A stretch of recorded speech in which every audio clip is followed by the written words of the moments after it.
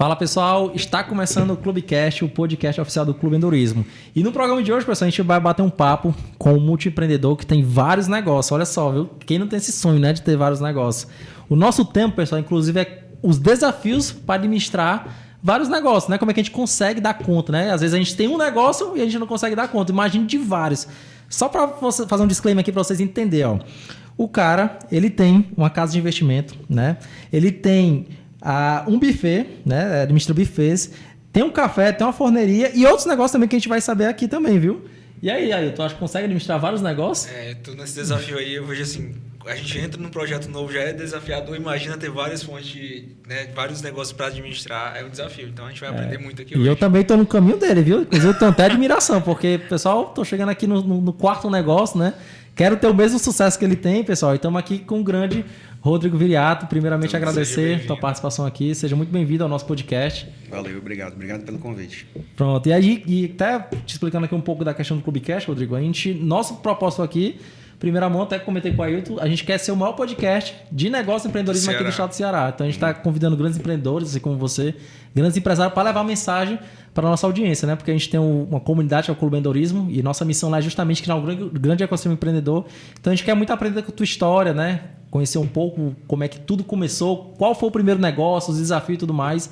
Então a gente vai começar esse podcast falando sobre isso. E antes de mais nada, pessoal, siga a gente aqui no YouTube, né? Se inscreve, dá o like, comenta, que a gente vai agradecer muito. E lá no Spotify, claro, né? Dá 5 estrelas, vocês estão acompanhando aqui. Segue a gente também lá no Instagram, @oclubecast, e a gente vai começar o nosso papo hoje. Rodrigo, antes de mais nada, né? Fui tomar um café lá no Café Viriato, já tinha ido antes. E lá eu sempre encontro amigos próximos que tem negócio, a gente sempre bate um papo lá. Acho muito massa essa pegada. Mas eu vi que você tem mais de 29 anos, né, empreendendo na questão do ramo. E muito na questão gastronômica, né? Queria entender o porquê da gastronomia, né? Como é que tá essa questão de você ir para essa área de gastronomia e como tudo começou, um pouco da tua história atualmente. A gastronomia foi meio acidental, vamos dizer assim. Minha mãe trabalhava com decoração de festa infantil e a empresa dela era dentro da nossa casa. Nasceu num quarto menor do que esse estúdio, né? O negócio dela, né? A empresa dela. Depois foi para, digamos, segundo andar da nossa casa. E assim, minha mãe trabalhava muito, meu pai trabalhava muito, ele era funcionário público, mas ajudava ela. Então, o trabalhar muito, para mim, se tornou o normal, né? Ela dormia 2, 3 horas da manhã, acordava às 6. Então, aquilo, para mim, aquele movimento dela, para mim, eu aprendi como o normal de um empreendedor. Sim. Eu não gostava de estudar. Na verdade, eu não sabia estudar. Agora, depois de velho, eu descobri o porquê que eu não gostava, né? Assim, TDAH, não sei o quê, um monte de coisa aí, né? Todo mundo tem TDAH agora, né? Quem não tem? Mas, enfim, eu não gostava de estudar, mas eu gostava de trabalhar. E eu gostava de ganhar dinheiro. Então, logo novinho, assim, eu comecei a vender bombom para os clientes da minha mãe. Então, eu ia no centro, comprava um saquinho, papel crepom, assim, colocava bombom, vendia para os clientes dela. E aí fui tomando gosto por ganhar dinheiro. Depois eu comecei eu comprei um 286, um computador, né? Você nem nascido. 286, uma impressora, e um scanner e um fax. Então, eu cobrava para mandar fax. O cara saía... Quem tinha fax era assim, você sabe o que é fax, né? Sim, tô lembrando agora. Você mandava a impressão para Era tipo impressão, né? Tipo uma impressora, assim. Então, eu colocava lá anúncio no Jornal O Povo, no Anúncios Populares. O cara saía assim do fim do mundo para ir lá na minha casa para poder mandar um fax. Porque equipamento de fax era uma coisa cara, digamos assim. Né? Escanear uma folha, você não achava em Fortaleza, assim. Era raríssimo, né? Isso já foi consequência do dinheiro que eu ganhei vendendo bombom, né? Porque tudo que eu ganhava, eu guardava, né? Isso quantos anos? Quando eu comecei a vender bombom, eu tinha 9, eu acho. Caramba. Mas era bem aquela de brincadeira, sabe? Não era viés empreendedor, não. Não é história bonitinha pra... Era brincando ali, né? Assim, brincando, eu recebia o dinheiro e tal. Também, sim. E era uma brincadeira, na verdade. Aí depois eu fui gostando do ganhar dinheiro e aí foi quando eu comprei os equipamentos, né? O 286, na época, para vocês terem uma ideia, foi o mesmo preço de um Fiat Uno, na época. Era caríssimo, né? Que era um carro popular. Sim, mas... Então, digamos que hoje, o carro popular hoje custa o quê? 60 mil? Com a inflação, mas não era tão impactante muito, assim, não sei. Mas era o preço do Fiat Uno. Tudo que eu comprei custou o preço do Fiat Uno. Eu vendia digitação, então eu digitava, Também impressora naquela época, quem tinha impressora era uma exceção. As pessoas tinham uma impressora chamada LX300, que era matricial, e eu tinha um jato de tinta. Era o top, top. Jato de tinta, jato de tinta. É verdade, sim. E aí eu fiz uma grana, até que eu tive um problema muito grande com um cliente, sabe assim? O cara me esculachou, disse que era irresponsável, então eu passei a madrugada digitando os trabalhos do cara. No dia seguinte, eu perdi todo o arquivo, ó, esqueci de salvar e não imprimi. O cara me esculachou tanto, cara, que eu perdi o gosto imediatamente por aquele negócio. E eu disse, daqui para frente, esse aqui não é mais meu negócio. E aí, mas fiquei com os equipamentos, parei naquele dia de fazer digitação. E aí, peguei o dinheiro que eu tinha guardado, e comprei prato, copo e talher para alugar para minha mãe, para os clientes da minha mãe, que ela continuava fazendo decoração de festa e eu alugava para o pessoal dela. Sim. E aí foi o start. Aí sim, eu já estava aí com 15, 16, e aí começou aí o negócio de fato a ser negócio mesmo e a ganhar dinheiro de verdade, né? E aí juntou eu e meu irmão e a gente começou a alugar material. Passou um tempo, a gente percebeu que o nosso negócio ia ser engolido, o nosso e o da minha mãe ia ser engolido pelos bufês infantis, que naquela época começou a surgir buffet infantil. Quando a gente percebeu que ia ser engolido, então a gente vamos montar um buffet infantil. E aí a gente comprou o terreno que hoje é o Alice's Buffet, ali nas Seis Bocas, né, perto do Via Sul. Aquilo era um sítio. A estrada ia de terra do Iguatemi até o que hoje é aquele que era o Ceará Hall, né? Sim. Ali onde era o Ceará Hall tinha uma boate chamada Oba-Oba, uma casa de show. Então do Iguatemi até o Oba-Oba era uma estrada de terra e aquele posto SP que tem Oliveira Paiva com Washington Soares chamava... Bom, enfim, você viajava de Fortaleza para aquele posto de gasolina. Sim. Era uma viagem. Caramba. Recreio Clube de Campo era assim, passar o fim de semana, né? Então, para vocês terem ideia como aquilo era uma área remota, né? Então, a gente comprou, porque era o que o dinheiro dava. Então, era quase um sítio, assim. Aí, a nossa sorte foi que 6 meses depois, o Tasso Gereissati, era governador na época, aí ele abriu o Washington Soares. Então, a gente comprou um sítio e ganhou uma casa, né? Caramba! E aí, quando abriu a Washington Soares, a gente, bom, vamos montar, vamos reformar e abrir o buffet. O que seus pais diziam, sua mãe, seu pai, vendo que você não gostava de estudar e acredito que você terminou seus estudos, certo? Terminei. Mas assim, eles vendo que você não tinha interesse para isso e diziam assim, menino, não mexe com isso, vai estudar, que é melhor para ti. Cara, que é o que a gente ouve hoje, né? Agora eu vou dar um papo de coach aqui. Quando eu era pequeno, né, eu só tirava nota baixa, não estudava nada mesmo. Nunca, nada, não abria o livro de jeito nenhum. Aliás, eu até abria, mas não entrava nada naquela... Eu lia. Pô, como é que decora isso aqui? Eu não sabia, né? E aí o papai me dava aquela surra federal de cinto mesmo, assim, para derrubar. Aí ele dizia o seguinte, a frasinha, você é vagabundo. E eu escutava, né? Você é vagabundo. E eu escutava. E a mamãe empreendendo na área dela, alguns grandes clientes dela, né, assim, eram empresários, eram empresas que alugavam material dela. Aí o papai pegava e dizia assim, empresário é tudo vagabundo. Caramba. Aí eu acho que eu associei. Empresário, vagabundo, eu sou vagabundo, então eu vou ser empresário, né? Boa. E aí eu acho que meu pai me levou a ser empresário, né?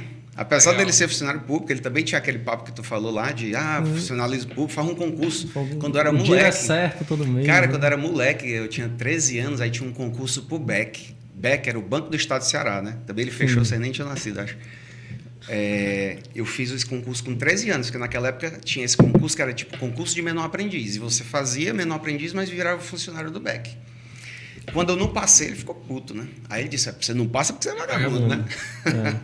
Mas esse lance até tá mudando um pouco, porque antigamente até o pessoal falava assim, Bruno, mano, estuda para um concurso público, aí tu passa, espera o estágio probatório, eu acho. Né? 2 anos. E aí não precisa mais fazer nada, né? Tipo assim, não precisa mais colaborar que tu vai ganhar todo mês. Que eu acho que mudou um pouco essa concepção, né?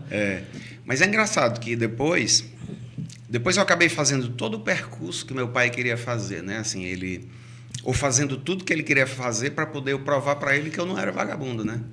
Porque no fim, depois eu passei num concurso para professor da Universidade Federal, né? Fiquei professor lá há 11, 12 anos. E qual graduação? Administração? Quando eu passei, não, o concurso foi para gastronomia. Porque como era cozinheiro, né? Sim. O chefe de cozinha, quando abriu o concurso para professor de panificação e confeitaria, nem estudei. Passei em primeiro lugar. Né? Caramba. Assim, achei que não ia passar, né? Por quê? Porque vagabundo não passa em concurso, né? Sim.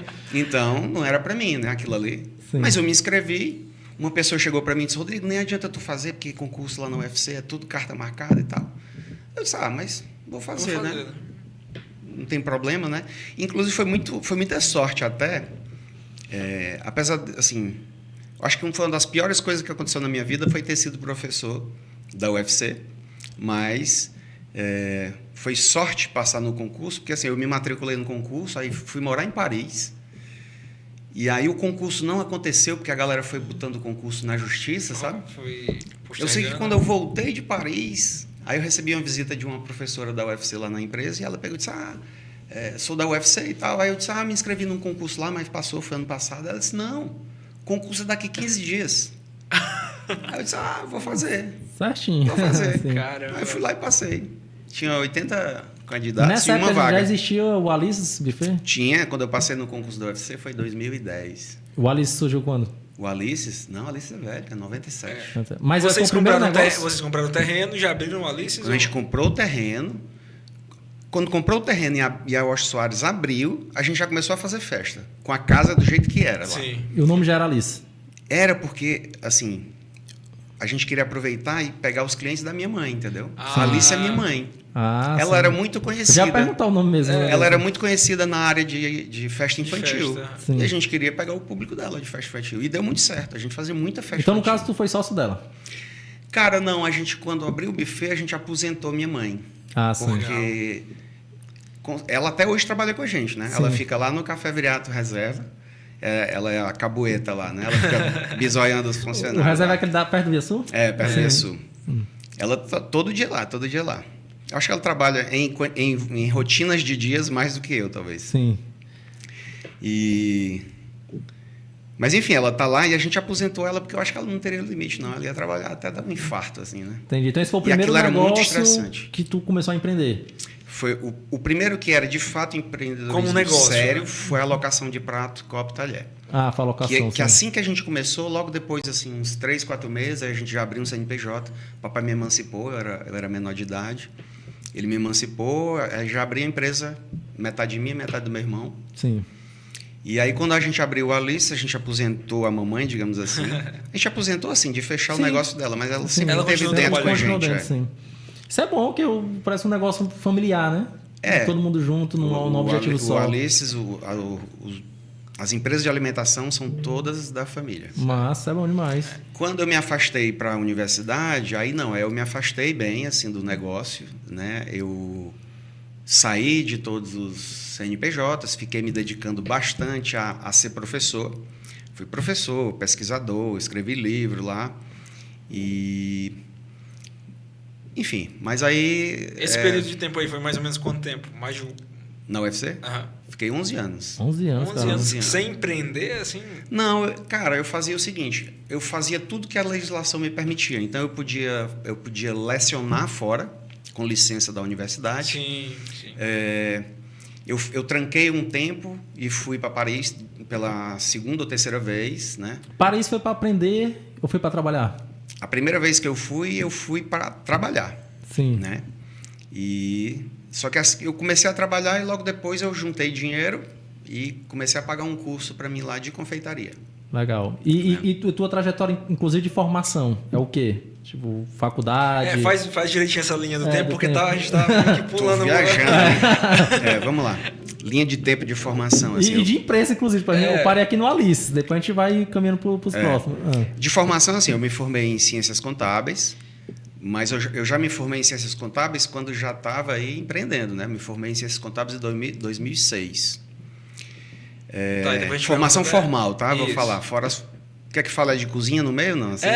Não, então, para saber como é que a foi primeira essa história formação aí. que eu tive profissional foi como cozinheiro-chefe internacional.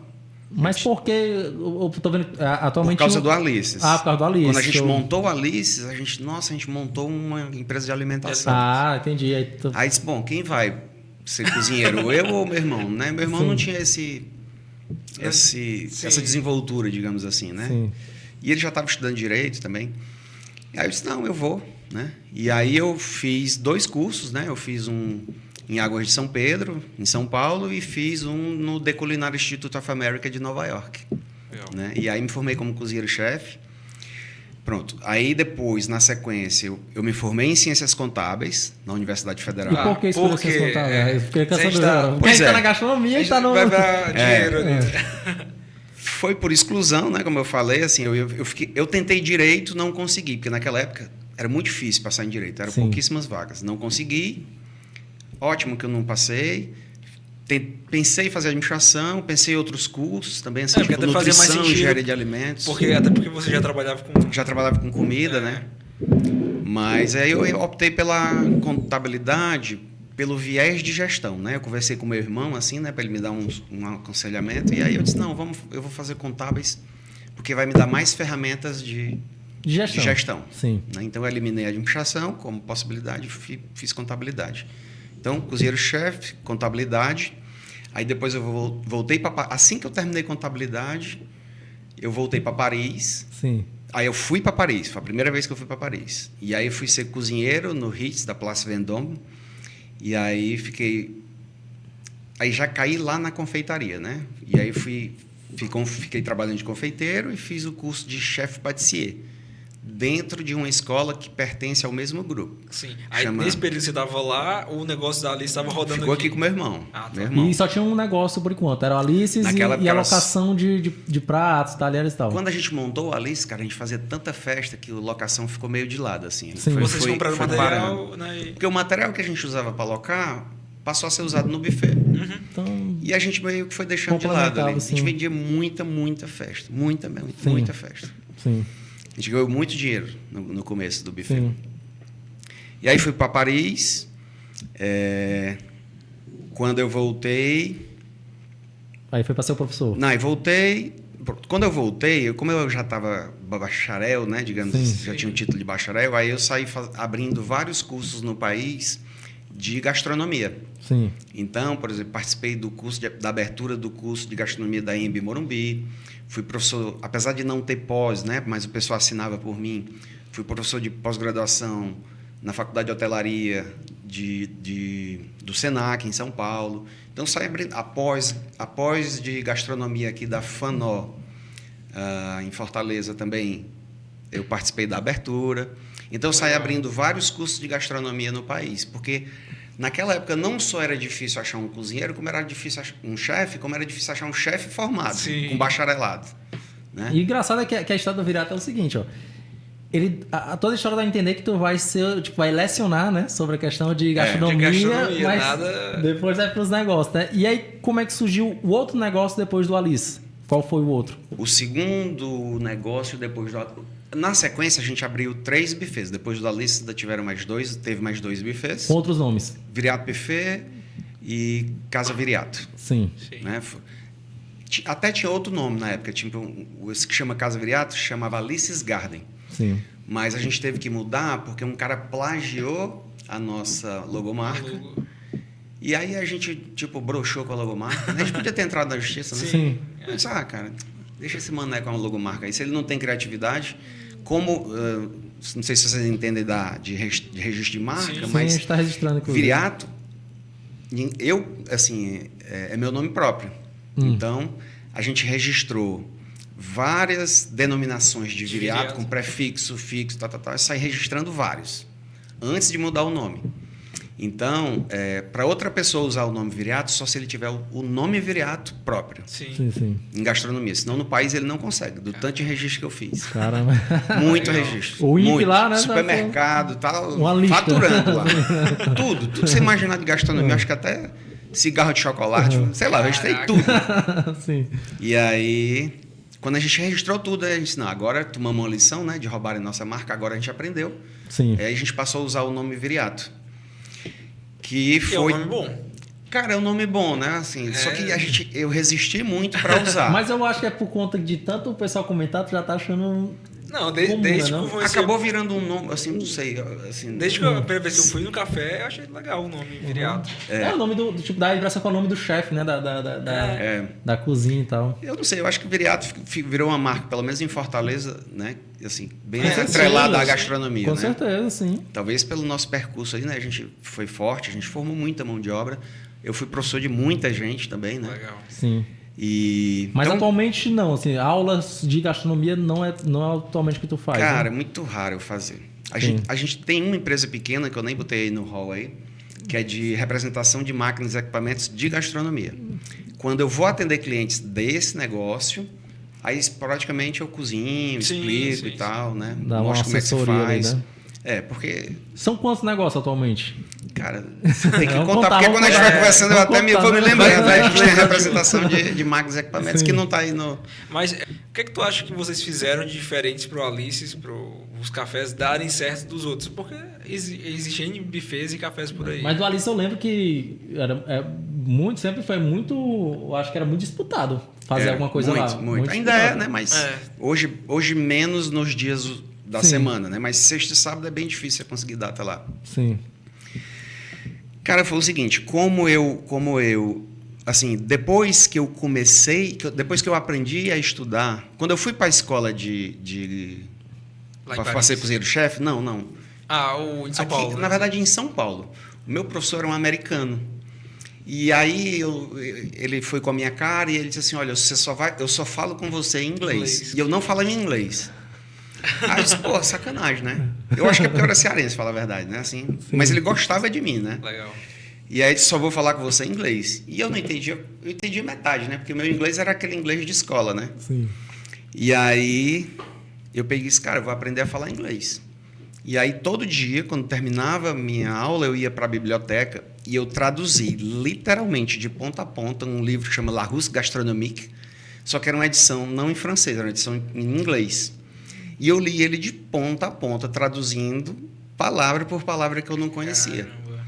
Então, quando eu terminei de ler o livro, eu estava falando inglês fluente com ele. Caramba. Porque eu juntei todo dia praticando com ele com a leitura do livro. E não só eu tinha aprendido a falar inglês, como eu tinha aprendido muito verbete do glossário específico de gastronomia.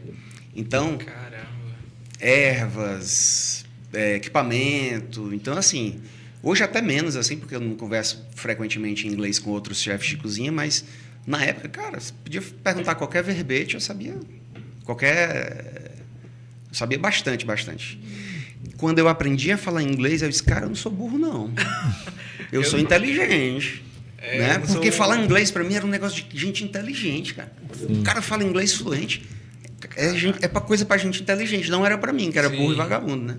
Mas é que tá, né? Eu tava comentando sobre a matéria da escola, que não gostava muito e tal, mas eu acho que quando tu conseguiu enxergar o teu potencial em algo que tu gosta, eu acho que ficou muito mais fácil estudar. Foi. Né? Quando eu descobri que eu gostava muito de gastronomia e que eu aprendi a falar inglês ali só com a ajuda dele, né? Mas sem curso, sem nada, aí eu disse, cara, aprendi a estudar. Então, eu aprendi a estudar, né? Assim, mais ou menos, eu aprendi a estudar. E aí me deu esse estalo, assim, tipo, tudo ficou muito mais fácil para mim, né? Assim, depois de aprender a estudar e depois de cair essa carapuça de que eu não tinha capacidade, de que eu podia sozinho, né? E que eu comecei a fazer um negócio que me agradava muito, que era a gastronomia, né? Aí eu disse, cara, eu sou inteligente, dá para fazer. Sim. Dá para usar essa cabeça para alguma coisa. Mas né? é interessante, né? Porque realmente, se a gente for pelo viés da educação tradicional, como a gente é obrigado a estudar a gente é obrigado a fazer o que a gente não é bom. Né? Você, lógico que é importante aprender português, matemática, geografia, mas assim, você não é o seu foco, não é o que você é bom, né? Que nem o Viriato, se ele tivesse escutado o pai, ou sei lá, o período da escola e achar que realmente é burro, que não ia conseguir nada, porque não acompanhava ali o ensino tradicional, né? Que é o que eu acredito que a maioria se baseia por isso, né? Por isso arruma um empregozinho que não gosta, né? Vive uma vida, né, mediana. Medíocre nem no sentido de ser ruim, mas de ser desagradável para a vida. E medíocre, quando a gente comenta, às vezes a gente tá falando da média. Não é algo que a gente tá falando, medíocre como algo só negativo, a gente tá falando da média. E aí quando você encontra o que você gosta, né? Que faz teu olho brilhar, realmente... faz você aprender uma outra língua sem precisar. E eu aprendi a falar francês do mesmo jeito. Porque aí eu fiz o seguinte: quando eu resolvi que ia para a França, aí eu comecei a fazer curso aqui, né? Vou falar o nome não para não parecer que a escola foi ineficiente. Eu que não fui eficiente, né? No método da escola, né? Eu não fui eficiente no método da escola. E aí, mas aí eu estudei, peguei o livro, li e tal. Primeiro dia que eu cheguei em Paris, a primeira coisa que aconteceu foi perder minha mala, cara. Fui levar de cortesia, de amizade, levei 2 maços de cigarro assim para uma amiga, porque cigarro lá é caríssimo, né? E aí não perderam minha mala, a polícia pegou minha mala para ver se aquilo não era droga, né? Sim. Eu sei que eu fiquei 3 dias sem mala, na época eu era hipertenso, fiquei sem remédio. Fui na farmácia, eu disse, coração. Sem falar o francês, né? Cara, eu achei que falava francês. Mas a primeira vez que eu cheguei no francês, que foi na farmácia, que eu perguntei, eu descobri, cara, eu sei perguntar, mas não sei escutar. Que é o cara... Eu disse, puta merda, ferrou. Não sei falar francês, pensei que sabia. Terceiro dia, quando eu estava indo pro hotel já, porque eu já cheguei no dia de ir trabalhar, aí eu cheguei para um guarda e disse, perguntei em francês, né?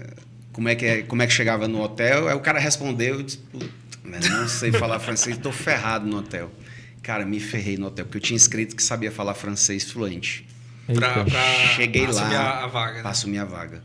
Não sabia falar francês. Caramba. A sorte é que tinha uma menina lá, uma belga, que falava inglês. E aí foi a minha salvação. E aí a minha segunda salvação... Aí eu comprei um livro, aí eu disse, não, se eu aprender a falar inglês traduzindo o livro, eu vou aprender a falar francês traduzindo o livro. Aí eu fui numa livraria, só tinha um livro de gastronomia nessa livraria, chamava Le Répertoire de la Cuisine, traduzi de ponta a ponta. Era um livro de repertório de cozinha, de molhos, de receitas em francês. Traduzi de ponta a ponta. Quando eu terminei de ler o livro era grande pra caramba, assim, já estava lá há 3 meses, até que um dia eu estava... eu ganhei um segundo cargo lá, além de confeiteiro, que era o seguinte, eu traduzia francês para francês. O que era isso? Chegava os asiáticos, ninguém entende o francês de um asiático, só que um estrangeiro entende. Sim. Eu entendia. Até porque, além de entender, eu fazia esforço para entender. Então, eu traduzia de francês do asiático para o francês entender. Francês, né? Então, eu comecei a fazer muito esforço para falar francês, muito esforço, até que um dia, eu lembro o dia que eu disse, cara, acho que aprendi a falar em francês. Foi um dia que eu estava lá, a belga, eu estava até com essa belga, né? Ela pediu para eu traduzir para uma coreana uma receita, aí eu falei assim, 18, que é a pronúncia certa de 18, né? Em 18 gramas. E aí, quando eu falei, a belga disse, falando francês, hein? Aí eu, falei francês. Aí ela disse assim, que pronúncia, hein? Assim, aí eu disse, acho que eu aprendi, acho que agora foi. Aí eu tomei confiança, e quando você toma confiança, cara, você desembucha. Se tá certo ou se tá errado, é azar do outro que entenda, né?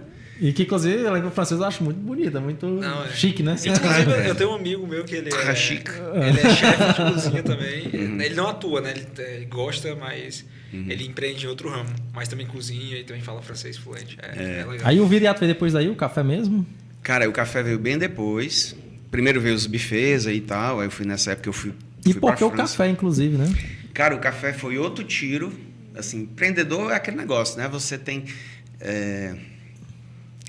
Você nem sempre acerta no objeto do negócio. Às vezes o core do negócio está escondido. Sim. Né? Então, por exemplo, aqui isso é um estúdio de podcast. Mas talvez você não ganhe dinheiro vendendo gravação de podcast. Sim. O core está no relacionamento. Sim. O core está no cara que senta aqui e diz, cara, vamos fazer negócio comigo? Com certeza. Né? O core não está em alugar uma sala dessa. Porque alugar uma sala dessa a gente aluga em qualquer lugar. É verdade. Né? Agora o ganho está... E saber usar o que é que tem de core, né? Aí eu sempre comento com o pessoal, até lá no clube, né? Que mais importante do que o porquê do negócio é quem você se conecta que vai te levar a outro nível. Então, o café foi o seguinte. Como aquela região sul dos buffets era considerada muito longe para o pessoal da aldeota, né? Isso há 15 anos atrás, mesmo tendo a avenida e tal, né? O pessoal achava muito longe. Aí o que a gente fez? Não, então vamos para perto da aldeota. E aí a gente disse, não, vamos montar nosso escritório na Aldeota para o cliente não precisar ir para o buffet.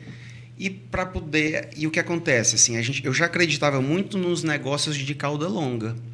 Então, eu pensava, cara, o cara só pode ser meu cliente se for casar. E você, em tese, só casa uma vez, né? Assim, sim. Se casa muito, casa duas. Mas a segunda vez, você já nem faz festão, né? Festão, é verdade. Então, eu disse, eu tenho que vender alguma coisa pro cara que é nosso fã, né? E que quer gastar 5, 10, 20, 50, se for montar um café. Porque ele vai poder comprar brigadeiro, chocolate, brigadeiro, café, tá. Sim, a gente vai vender bolo. Só que o café era assim, era só, digamos, para dar uma ambientada no lugar. O negócio mesmo que a gente ia montar era o relacionamento do buffet, que ia ser ali. Aí a gente montou as salas comerciais, trouxe o comercial do buffet para ali. E o café, quando abriu, aquele café ali do Oswaldo Cruz, que foi o primeiro, ele tinha 20 cadeiras só. Que é a parte de cafeteria, né? Que foi o que vocês foram ontem, que vocês gravaram. Cara, em 30 dias já tinha 60 cadeiras. Quando foi assim, com 6 meses, ele disse, cara, vamos tirar o comercial daqui que tá faltando espaço para o café. E aí... O comercial voltou para ali para poder desocupar aquelas 2 salas que os clientes usam, né? Não sei se vocês visitaram a terceira sala, antes só tinham 2. São 3 salas naquela. Pois é. Ali era o comercial, aquelas 2 salas. E aí, não, devolve o comercial para lá e usa o café todo como café. E a gente foi, na verdade, o 3º café em Fortaleza, né? Primeiro foi... Salvo engano, né? Se posso estar... acho que foi o Ayrton da Sublime. Fica ali perto da gente, né? Acho que foi o primeiro café. Café mesmo, assim, né? Não estou falando de cafeteria de hotel, nada. O cara que abre desse modelo de negócio. Aí eu acho que depois foi a Mica. E a gente, eu acho que foi o 3º. Desses 3 eu só conheço só um mesmo. Não conheço os outros, não. Mas o Ayrton tá lá ainda, né? O Sublime Café tá lá. A Mica mudou de core, né? O negócio dela hoje é formar mão de obra, curso e tal. Legal. Aí qual foi o momento que tipo, o Café Virado deu certo, eu vou abrir outra unidade? Porque eu vi que tem outra unidade no Del Passeio, né? No shopping. Tem. Aquilo ali foi assim, quando o Café Viriato deu muito certo, cara, a gente foi procurado por muita gente. Para franquear? Para franquear, para associar. E você não é uma possibilidade? Aí o que acontece? A gente até fez a modelagem de franquia, né? Que é obrigatório fazer todo aquele processo e tal. A oferta pública também é obrigatória, né? Então a gente fez todo o processo para franquear e aquele do Del Passeio foi uma franquia. Um cara comprou. Os shoppings ficaram em cima da gente o tempo inteiro. Mas assim, tem uma falha nossa. Todo empresário tem suas falhas, né? Assim, acho que a nossa maior falha como empreendedor, eu e meu irmão, a gente não soube até hoje trazer sócios estranhos para a sociedade. Sócios estranhos para a sociedade? Tipo, sim. Alguém que não seja conhecido. Alguém que não seja eu e ele. Sim. Então, hoje não tem sócios dentro do grupo de vocês? Não. Então, assim, a gente... Interessante. Durante um tempo... Ele falou agora do shopping, fiquei pensando assim, tipo, no Iguatemi, outros shoppings... Só que aí, por exemplo, o Del Passeio não era um sócio estranho, era uma franquia. Sim. Né? Então, ele não era sócio do negócio, ele era sócio daquela loja. Loja. Aliás, franqueado daquela loja. Ele montou, mas aí ele não soube tocar muito o negócio e tal. E aí ele fechou. Quando ele fechou, o shopping ofereceu pra gente. Ele ficou com uma dívida e tal. Aí a gente combinou com o shopping assim, a gente perdoa a dívida do cara, o shopping perdoou a dívida dele. E em troca disso, a gente ficou com a loja, a gente assumiu a loja. Né? Assumiu a partir dali, né? A gente assumiu a partir dali. Foi bem desafiador também, porque... cafeteria tem um ticket médio muito baixo, então você precisa de locais de muito fluxo. Muito fluxo, né? E enfim, mas assim, graças a Deus tem crescido e são 3 unidades, né? E agora tem a 3ª unidade, a terceira também. A terceira foi aquele negócio de sobrevivência, cara, foi pandemia. Imagina a pandemia, nossos negócios, quando a gente entrou na pandemia, a gente estava com 300 e poucos funcionários. Né, na pandemia ali, porque eu tiro pelo clube mesmo que a gente foi muito desafiador. Porque pararam todos os eventos, né? As festas. A gente entrou na pandemia. O Viriato lá, eu já fui várias vezes, eu pensei que é um local muito de você marcar reuniões, de você estar lá. Presencial, e com a pandemia não tinha como. Mesmo que vocês fossem ali para entrega, iFood e tal, não tinha como. Cara, só teve uma coisa, assim, antes da pandemia que eu tive muita sorte, foi que assim, a gente estava com muito problema numa operação que a gente tinha, que era um restaurante do Fortaleza. A gente tinha chamava Cantina 1918. E lá, além de ser a cantina, era uma dark kitchen que a gente tinha. Então, de lá saíam todos os nossos delivery. E eu tinha delegado lá 100% da operação para uma gerente, e eu achei que ela estava operando bem, até que um dia eu descobri que se tu pedisse a nossa pizza calabresa média, tu não pagava. Por Caramba! quê? Aí eu disse, que é isso? Se você pedia... Porque assim, eu achei que ela operava bem o iFood, mas ela não operava. Ela não sentava a bunda na cadeira. Cara, eu fiquei 60 dias fuçando o iFood de ponta a ponta. Eu descobri tudo que tinha de ferramenta, de modelo de posicionamento. Saí trocando foto. Deixei o iFood da gente assim... impecável. Pleno. Sim. Fiquei 60 dias fazendo isso. Quando eu terminei foi em janeiro ali de 2020. A pandemia veio em março. Caramba, e aí veio a pandemia. E o faturamento, quando eu peguei da mão dela, estava em 30 mil. Né? No fim de janeiro estava em 200 mil. Só em eu ajeitar, mudar foto, configurar, colocar as hierarquias de categoria. Um novo negócio aí do Viriato agora. Se vocês querem ter um iFood impecável, né? Eu ia lançar um curso digital no meio da pandemia, né? É porque minha lançadora, o pai dela morreu de Covid, cara. Sim. A gente estava com um curso gravado já de pizza e de modelagem em delivery. Sim. Gravado, pronto. Aí o pai dela morreu de Covid, cara. Até aí quebrou o projeto todo. Falando até do Viriato aí, uma das coisas que eu até já pensei em montar em gastronomia, que eu fiz o curso também, foi uma hamburgueria, porque eu sempre gostei de hambúrguer, assim, aqueles hambúrguer caseiro, né? Os que chamam de artesanal. Né? Então, já fiz um curso até para entender como era o funcionamento, participei de todo o curso, fiz completo, eu achei muito bacana. Mas ali o terceiro café, para a gente não terminar a conversa sem falar, foi o seguinte, quando estava no meio da pandemia, com 6 meses de pandemia, quando eu notei que, cara, o governador não vai desembargar os buffets tão cedo. Sim. Aí, eu peguei meu carro, vendi por 100 mil, peguei mais 100 mil, porque a gente estava assim, trabalhando... sem querer, eu não podia usar dinheiro de cliente. A gente fez um cálculo assim, quanto a gente tem de antecipação de cliente? Tinha lá, sei lá, tantos milhões. Esse dinheiro aqui está guardado, esse dinheiro aqui é do cliente. Pá. Tem que pensar o desafio, tipo assim, eu tô pensando por mim. Fechei uma festa, eu quero cancelar o dinheiro de volta. A gente entregou alguns. Sim. Né? Quem quis de volta, a gente entregou. O governo teve uma coisa só que ele fez, que foi assim, ele fez um decreto lá que a gente podia devolver em 12 vezes. Sim, né? Tinha um lance do prazo. A gente cumpriu, quem quis, a gente devolveu. A gente separou esse dinheiro, fez assim uma contabilidade mesmo. Ficou esse dinheiro aqui. Importante a contabilidade agora, né? Vamos aplicar aqui, esse dinheiro vai render para poder a gente executar as festas lá. Quanto dinheiro é da empresa? Aqui, esse dinheiro aqui, pronto. Essa parte aqui a gente fez... A gente tinha 300 e poucos funcionários quando veio a pandemia. A gente fez a rescisão de 150, chegou para eles, vocês vão ficar no seguro-desemprego. Quando terminar a pandemia, vocês voltam, né? Só que a pandemia durou para caramba, né? Eu também imaginei que ia depois ser rápido. A galera que ficou, a gente botou em suspensão de contrato, que foi o que a lei também salvou bastante os empresários, né?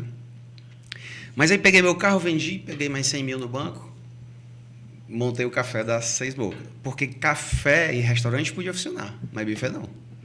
Então, o prédio do buffet virou um café. De sobrevivência. Cara, sobrevivência. Legal. Tem que botar dinheiro para dentro. Com certeza. O próprio Alice's Buffet e a Forneria Coriolano ali das Oswaldo Cruz, a pandemia foi decretada dia 19 de março, à noite. Né? Dia 20 estava tudo fechado. Em 6 dias, a gente estava operando a gente montou uma operação de quentinhas. E em uma semana a gente já estava vendendo 3 mil quentinhas por dia no Oswaldo Cruz e 1.500 lá na... Poxa, aí não fica parado não. A forneria, cara, o andar de baixo da forneria, ali, se vocês já visitaram, virou uma mega cozinha de marmita, né? De marmita. Tiramos todos os adornos, tirou tudo. A forneria veio depois da segunda loja ou veio antes? A forneria veio antes do segundo café. Então, primeiro veio um café, aí veio a forneria...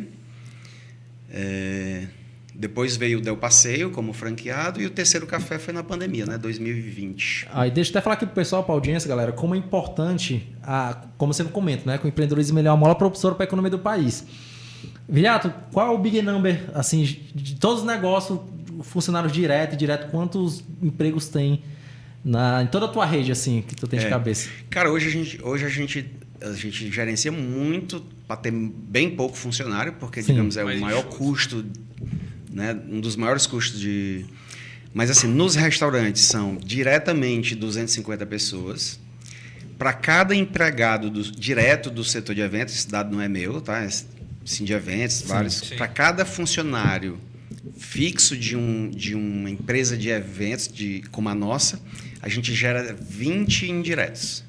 Certo. Então, são 20 vezes 20. Então, a gente gera mais 4 mil empregos. 4 mil empregos. Show. E fora, por exemplo, a gente tem essa quantidade fixa, mas tem os extras, né? Tem segurança, direto, né? Garçom, que a gente só chama no dia do evento. Então, às vezes, em cada unidade, numa noite, tem 200 pessoas trabalhando, né? Massa. Eu sempre comento como é importante. Ó, a gente tem que sempre, pessoal, apoiar, né, os empreendedores, os empresários, porque isso que é o dinheiro real. Tipo, você realmente gerar um emprego, né, ter essa troca. São 4 mil empregos ali, tanto direto quanto indireto. E isso faz a economia girar. Isso só nos restaurantes, né? Pois é, porque aí a gente tem a parte da... Aí tem a parte de investimentos, né? Tem a parte dos equipamentos. Sim. Então, tem a parte que eu te falei do negócio da empresa de seguros com o Gateway ainda, que aí é mais outra leva de gente aí gigante. E a pergunta que não quer calar, que inclusive nós temos, o que tu faz no teu dia a dia para conseguir administrar tantos negócios? Existe, sei lá, um dashboard? Existe gerentes abaixo de ti, diretores? Como é que funciona toda essa administração? A gente tem uma consultoria daqui bem conhecida, ajudou a gente nesse desenho, porque a gente, como era uma empresa familiar, a gente foi meio que tocando, tipo, na garra, na raça, né? E agora, até mais recente, depois da pandemia, a gente chamou essa consultoria e eles nos ajudaram assim, a definir melhor os papéis, de acordo com o perfil de cada um. Então, no negócio de alimentação, que agora eu sou sócio do meu irmão mais velho, eu fico responsável por produto, marketing e comercial. E ele cuida de pessoas e finanças, né? Dinheiro.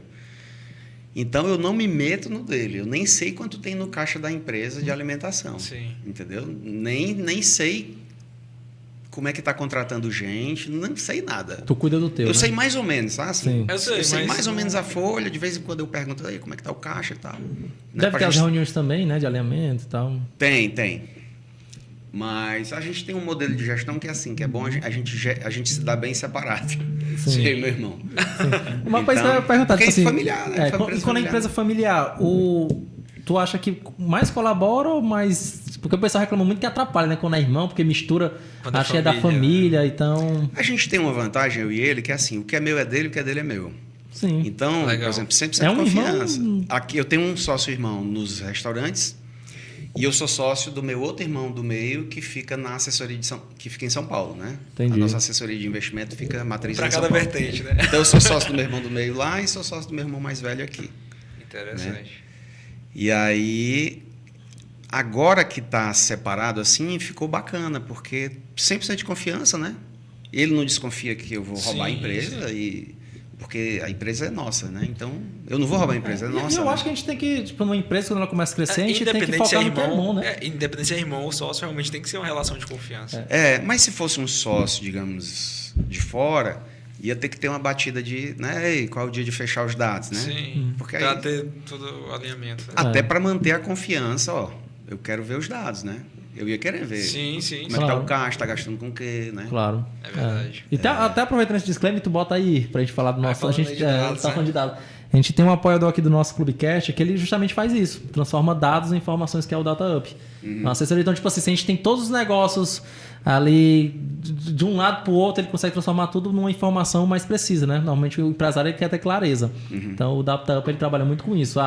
Se eu tenho um financeiro, eu como empresário quero só olhar para ver como é que tá o caixa, quero olhar como é que tá o faturamento desse negócio, desse, então ele faz toda essa junção de informações, né? Ele te dá os KPIs que o empresário quer. Então ele é nosso apoiador aqui, inclusive falou de dados, queria logo até deixar ressaltado aqui o que eles fazem, né?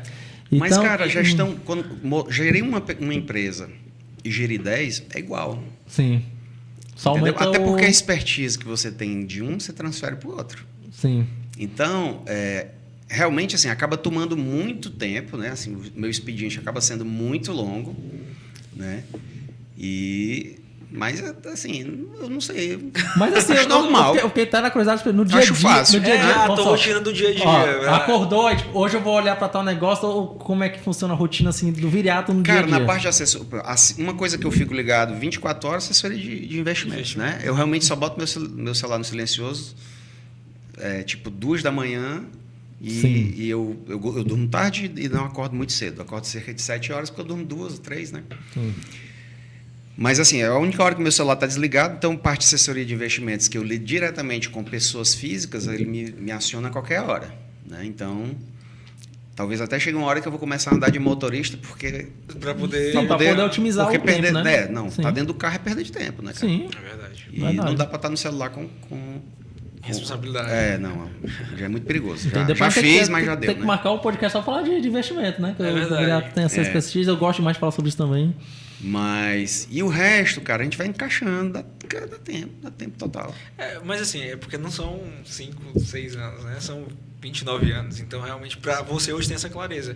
Mas assim, para quem está começando, é desafiador. Montar processo, se está tendo sócio, como dividir isso tudo. Então, é desafiador. Não? Tem um desafio do dia a dia também do todo empresário, né? Questão de funcionário.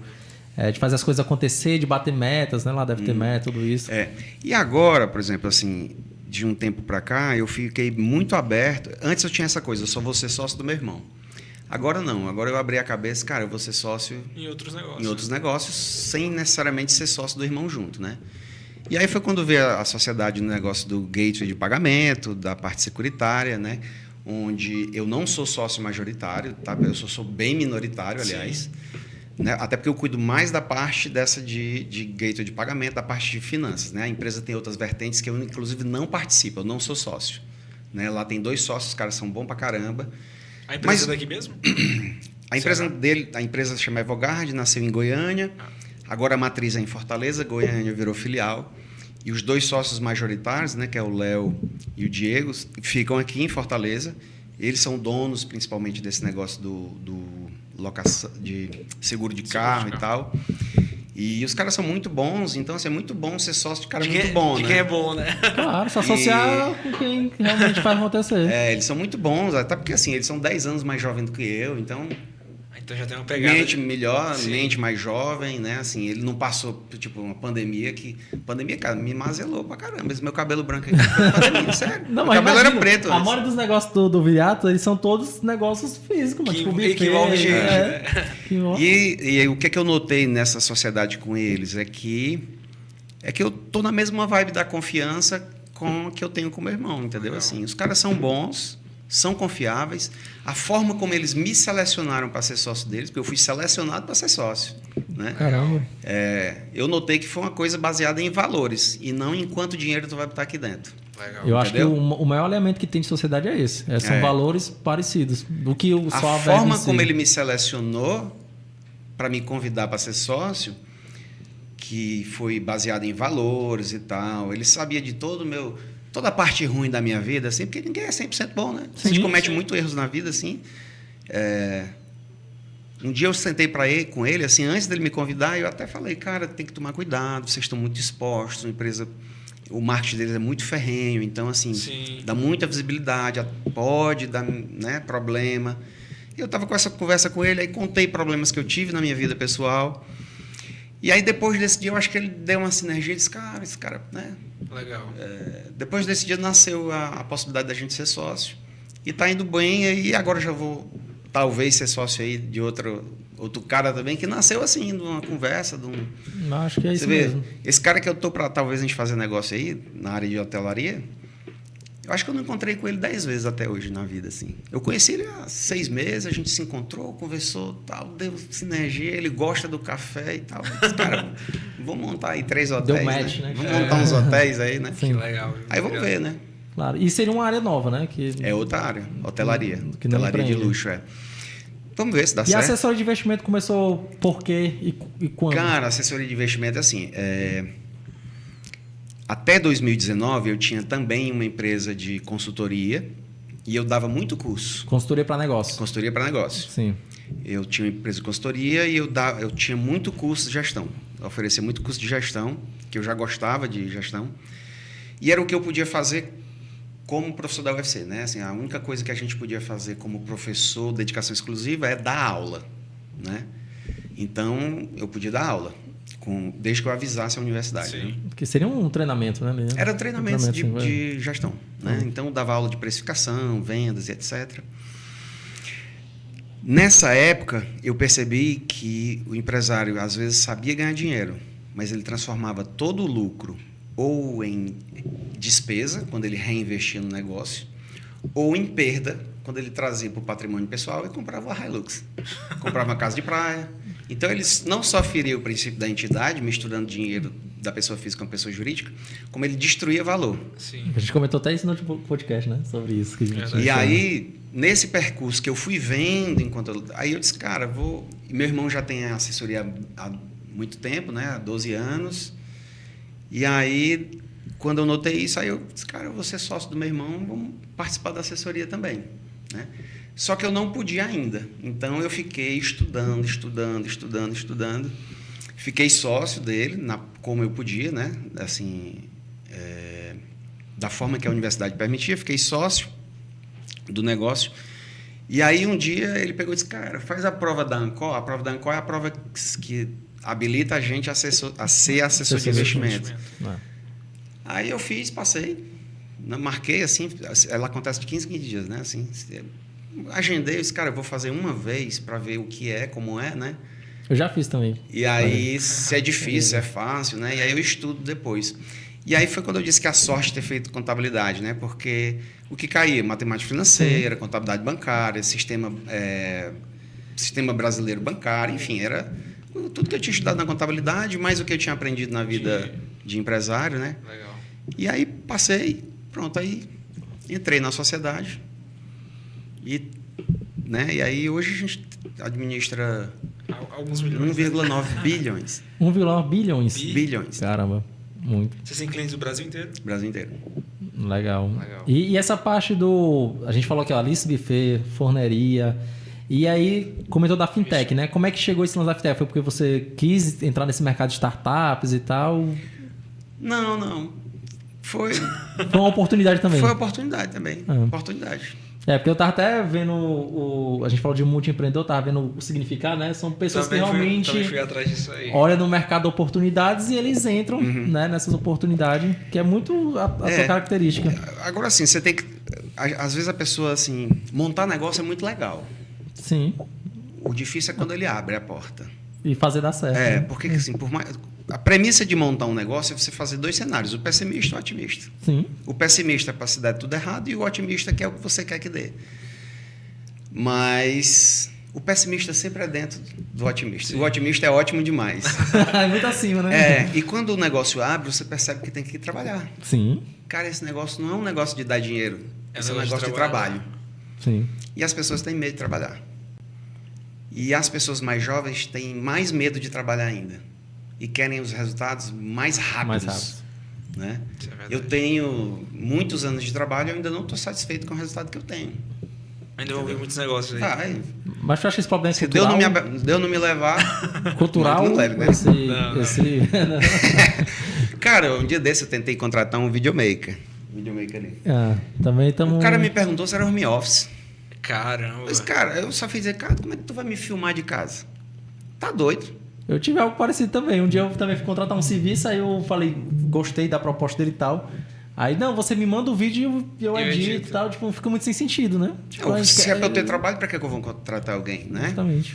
Eu contrato uma pessoa para poder, porque meu horário é muito caro, então eu contrato alguém que o horário é mais barato que o meu para fazer o trabalho que eu não quero fazer. Sim. E que eu, inclusive, nem quero perder tempo aprendendo, né? Sim. Porque... E aí... Enfim, está muito difícil trabalhar agora, né? Assim, só nesse aspecto de contratação de pessoas, porque as pessoas não querem ter trabalho. Sim. Não querem ter E até trabalho. porque também o pessoal do digital, acho que depois da pandemia também, né? Todo mundo... Aí começou, né? Aquele negócio, social media, videomaker... Então o pessoal começa juntou tudo isso aí que você falou que o pessoal não quer. Porque realmente quando vai pro digital, acelera um pouco, querendo ou não, acelera o resultado. Você ganha dinheiro um pouco mais rápido, até mais fácil, né? E trabalhando até menos. Mas como você falou, e como vocês falaram assim, a gente abriu essa conversa por causa da fintech, né? Uhum. Então, assim, quem tem aberto muita fintech hoje, assim, é fácil abrir uma fintech. Muito fácil. Hoje em dia, sim. Muito fácil. Sim. Muito fácil e até barato, assim, bem barato. Um você abrir um banco hoje. E tal, sim. Só que o cara abre achando que vai ser o bambambam, que vai ficar saindo no jornal, que vai participar de uma rodada de negócio e alguém vai botar R$1 milhão no negócio dele. Que vai ter não sei quantos clientes, né? Cara, não vai. A gente, para vender o nosso negócio, a gente bate na porta, é porta na cara o tempo inteiro. E, cara, o negócio que vai dar dinheiro numa fintech não é aquele trabalho legal. Legal que eu digo, não de legalidade. Sim. É aquele trabalho que é chato. Sim. Sabe onde dá dinheiro? O que é recurso escasso? Quando você está estudando microeconomia. Trabalho, dinheiro e recursos naturais. Hoje em dia está também tempo e conhecimento. O que é escasso? Dinheiro. O que é que um banco pode fazer? Prestar dinheiro. Você vai ganhar dinheiro prestando dinheiro. O que é que vai lhe diferenciar, talvez, do Bradesco, do Santander e dos grandões? É a forma que você empresta dinheiro. Mas fintech vai dar dinheiro tendo dinheiro para emprestar. Aí como é que você pode emprestar dinheiro? Cara, por exemplo, na relação trabalhista, eu não posso emprestar dinheiro para o meu funcionário, né? Mas eu posso contratar uma fintech que empresta dinheiro para o meu funcionário e ainda me dá um cashback. E pode fazer o lance do consignado, né? E eu posso. Legal. Porque eu posso contratar um banco. Para fazer o que eu quiser. Porque desconta na folha, não porque desconta na folha, eu não posso emprestar dinheiro a juros. Eu posso ser processado. Não é que não pode, mas lá na relação trabalhista não vai dar legal. Funciona. Mas eu posso contratar um banco que faz a minha folha de pagamento, que empresta dinheiro a juros para o meu funcionário, e meu funcionário quer o dinheiro emprestado. Né? Então não é uma coisa de se aproveitar, o funcionário quer essa... E o fintech me dá um cashback, por exemplo. Então você tem que ir arranjando os jeitos de... Né? E aí agora, por exemplo, em maio, a gente vai para um congresso de fintechs para aprender como é que a gente tokeniza as coisas hoje. Legal. Conhecimento, enfim. Não adianta fazer um token do macaco, né? Igual o Neymar comprou por 2 milhões e não vale mais nem um centavo. Cara, não... Tem que tomar cuidado. Ela é muito momento, né? Você tem que saber... Porque por questão de investimento, quando a gente fala de investimento... Rapaz, assim, às vezes quando você tá todo mundo assim, vamos comprar, é um momento que você tem que ter um pouco de cautela. E aquele momento de euforia que vamos vender, aí é que você já tem que analisar. Hoje, se você quer tokenizar alguma coisa, você tem que formar uma microeconomia, como foi feito aqui, não sei se vocês sabem, porque é um trabalho antigo que houve no Conjunto Palmeiras. Um cara abriu um banco lá do Banco Palmas. Sim. Cara, aquilo é uma genialidade. O cara criou uma moeda dentro do bairro comunidade ali, né? Que ajudou a movimentar a economia do bairro. O que é que uma fintech pode fazer hoje? Tokenizar uma moeda digital, mas não para virar um Bitcoin, mas para gerar economia, por exemplo, numa cidade como Jericoacoara.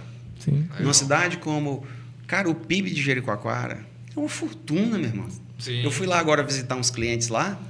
Cara, pagou para entrar isso aí, né? Pagou para entrar isso aí. Cara, nem agora, paguei, ó. Nem paguei porque eu entrei com o dono de um hotel. E aí, como a gente entrou direto pro hotel, aí eu acabei não pagando. Mas não, enfim, não é caro pagar. Não, lá, né? Só porque realmente a gente entrou direto, aí eu disse, cara, a gente não vai registrar lá, não. Eu disse, não, tu entrou como nativo. Como funcionário, né? Eu disse, tá, né? Beleza. Mas até esse lance de tokenização é muito importante também, assim, o token ele tem os benefícios, né? Porque quando lançou a questão da NFT, eu até pensei, tipo assim, rapaz, eu acho que eu vou criar um NFT do clube, que tipo, o cara vai ter um acesso pra sempre a tal coisa, né? Isso que é legal, porque tipo, isso gera valor, né? Então o pessoal não tem mais acesso, só aquela galera que comprou. E aí depois escasso, você teria que comprar delas por um valor maior. Né? Porque ele tem que ser tipo, como se fosse escasso e tem que ter um benefício relevante. Então, assim, por exemplo, a gente foi lá gerir, né? Posso falar porque também, assim, não é segredo, mas não é segredo. Sim, assim. As pessoas acharem que descobriram a pólvora é bobagem, né? Mas, assim, a gente foi lá fazer um estudo na vila para ver que nenhuma empresa que vai lá deixa benefícios para a vila. Então, todo mundo vai lá se aproveitar da vila, né? Então, a gente foi lá fazer um levantamento para ver o que é que a gente podia entrar lá como empresa, né? Como um banco, e assim, baseado no retorno do uso do nosso banco, né?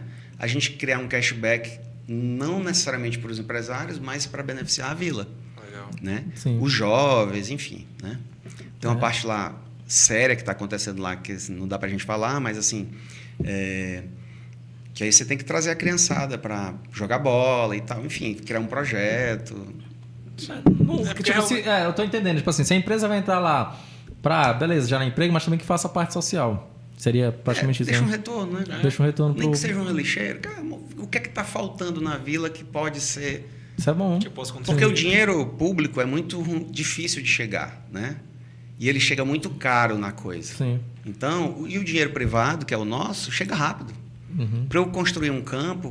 muito mais... É rápido. E a gestão acho que é mais eficaz. Para o governo fazer uma licitação, para montar uma quadra, para pintar... Cara, vai custar caro, a gente sabe que custa mais caro. A gente vai lá, reforma uma quadra, gasta 20 mil, molecada vai jogar bola e fica o benefício. Né? Com certeza. Eu acho que eu sempre comento que eu acho que empresários, né, o governo tem que trabalhar em conjunto, principalmente ter algum benefício, porque querendo ou não, quem sabe gerenciar bem essa parte, né? O pessoal que é empresário sabe gerenciar muito bem essa questão de dinheiro, como você comentou.